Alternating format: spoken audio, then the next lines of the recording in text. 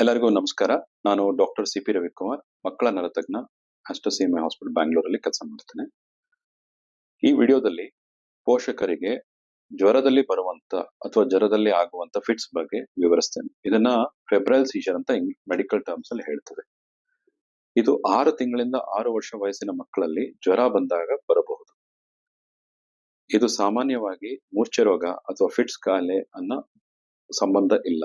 ಅದರ ಜೊತೆಗೆ ಇದು ಮಕ್ಕಳಲ್ಲಿ ಓದು ಬರಹಕ್ಕಾಗ್ಲಿ ಅವರ ಭವಿಷ್ಯಕ್ಕಾಗ್ಲಿ ಏನು ಪ್ರಮಾಣ ಬೀರೋದಿಲ್ಲ.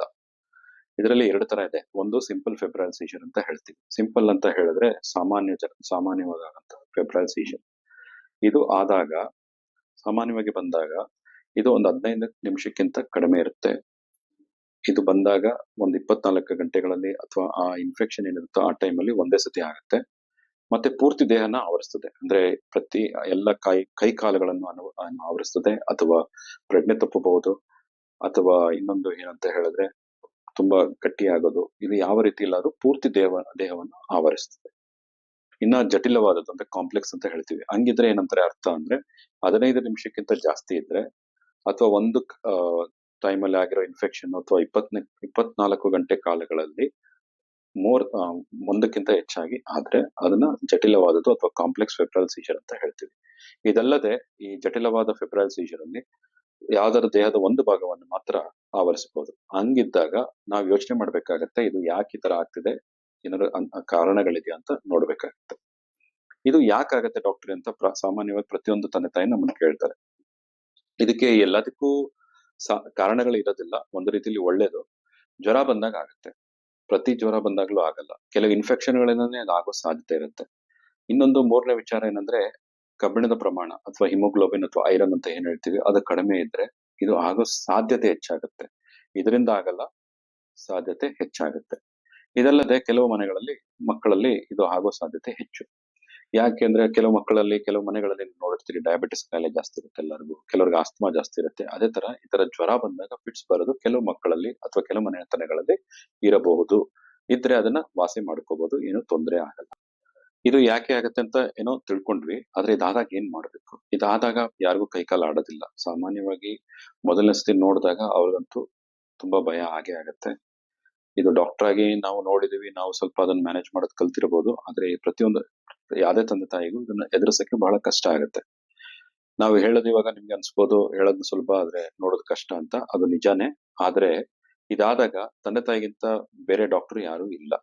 ಇದನ್ನ ನೀವು ಅರ್ಥ ಮಾಡ್ಕೊಂಡು ಆ ಒಂದು ನಿಮಿಷ ನಿಮ್ಮ ಮನಸ್ಥಿತಿಯನ್ನು ಗಟ್ಟಿಗೆ ಇಟ್ಕೊಂಡು ಮಗುನ ಚೆನ್ನಾಗಿ ನೋಡ್ಕೊಂಡ್ರೆ ಇದಕ್ಕಿಂತ ಒಳ್ಳೆ ಕೆಲಸ ಏನು ಬೇರೆ ಇಲ್ಲ.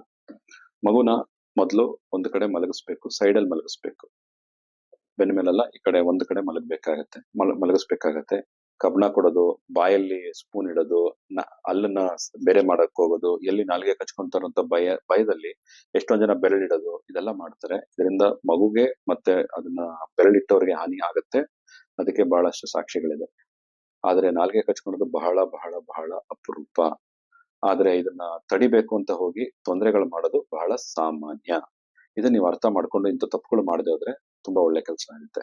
ಇದಲ್ಲದೆ ಒಂದು ವಿಡಿಯೋ ಇದೆ, ಫಿಟ್ಸ್ ಬಂದ್ರೆ ಹೇಗೆ ಹ್ಯಾಂಡಲ್ ಮಾಡ್ಬೇಕು ಅಂತ. ಅದನ್ನ ಡಿಸ್ಕ್ರಿಪ್ಷನ್ ಇದೆ, ಆ ಲಿಂಕ್ ಕ್ಲಿಕ್ ಮಾಡಿ ಬೇಕಾದ್ರೆ ನೀವು ನೋಡ್ಬೋದು.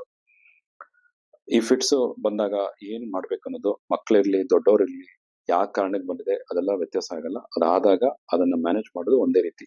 ಅದನ್ನ ನೀವು ತಿಳ್ಕೊಳ್ಳಿ. ಫಿಟ್ಸ್ ಬಂದಾಗ ಶಾಂತವಾಗಿರ್ಬೇಕು.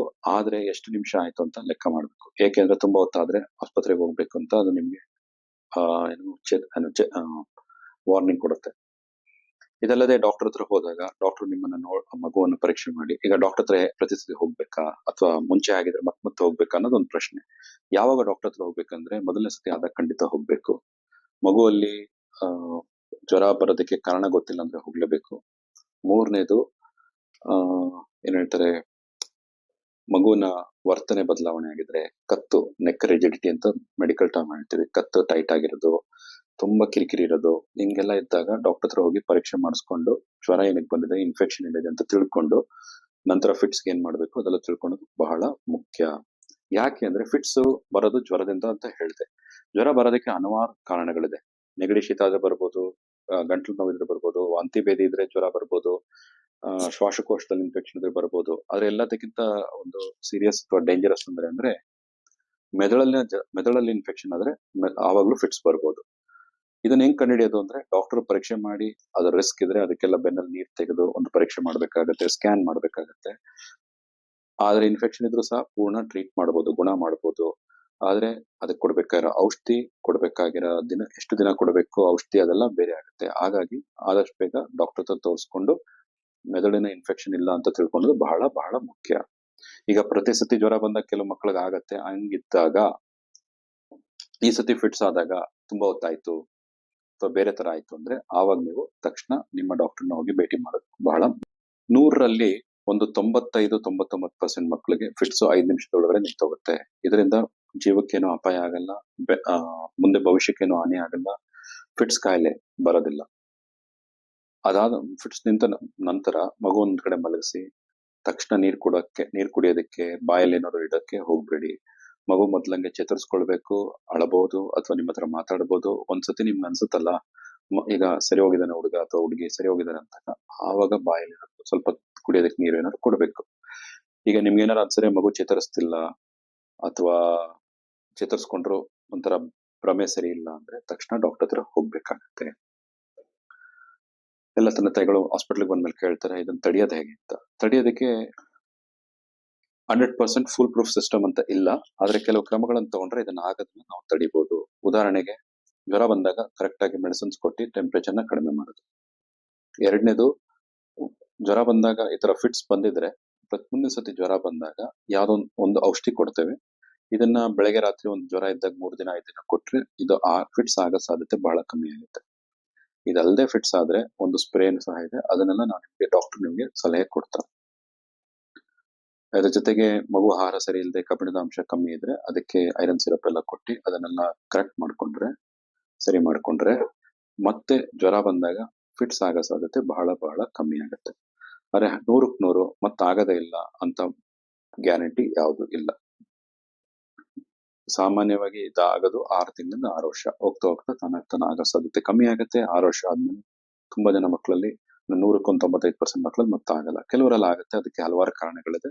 ಹಂಗಿದ್ದಾಗ ನೀವು ಖಂಡಿತ ಡಾಕ್ಟರ್ನ ಭೇಟಿ ಮಾಡ್ಬೇಕಾಗತ್ತೆ. ಇದೆಲ್ಲ ನಿಮಗೆ ಈ ಮಾಹಿತಿ ಎಲ್ಲ ನಿಮ್ಗೆ ಉಪಯೋಗ ಆಗುತ್ತೆ ಅಂತ ಅನ್ಕೊಂತೀನಿ. ಮತ್ತೊಮ್ಮೆ ಹೇಳ್ಬೇಕಂದ್ರೆ ಈ ಜ್ವರ ಬಂದಾಗ ಆಗಂತ ಫಿಟ್ಸ್ಗೆ ಫೆಬ್ರೈಲ್ ಸೀಜರ್ ಅಂತ ಹೇಳ್ತೀವಿ. ಇದರಿಂದ ಭವಿಷ್ಯದಲ್ಲಿ ಮಗುಗೇನು ತೊಂದರೆ ಆಗಲ್ಲ, ಫಿಟ್ಸ್ ಕಾಯಿಲೆ ಅಂತ ಅಲ್ಲ, ಅವ್ರು ಓದು ಬರೋಕ್ಕೂ ತೊಂದರೆ ಆಗಲ್ಲ. ಈ ವಿಚಾರಗಳನ್ನ ತಿಳ್ಕೊಂಡು ನಿಮ್ಗೆ ಇನ್ನ ಏನಾದ್ರು ಡೌಟ್ ಇದ್ರೆ ಹೇಳಿ. ನಾನು ಸಾಮಾನ್ಯವಾಗಿ ಆಸ್ಪತ್ರೆಯಲ್ಲಿ ಅಥವಾ ಕ್ಲಿನಿಕಲ್ಲಿ ತಂದೆ ತಾಯಿಗಳು ಕೇಳೋ ಪ್ರಶ್ನೆಗಳನ್ನೆಲ್ಲ ಇಲ್ಲಿ ಕವರ್ ಮಾಡಿದ್ದೀನಿ. ಇದಲ್ಲದೆ ಏನಾದ್ರು ಪ್ರಶ್ನೆ ಇದ್ರೆ ಕಾಮೆಂಟ್ಸ್ ಅಲ್ಲಿ ಹಾಕಿ ನಾನು ಉತ್ತರ ಮಾಡಕ್ಕೆ ಪ್ರಯತ್ನ ಮಾಡ್ತೀನಿ. ಇಲ್ಲ ನಮ್ಮನ್ನ ಕಾಂಟ್ಯಾಕ್ಟ್ ಮಾಡಿ. ನಮಸ್ಕಾರ.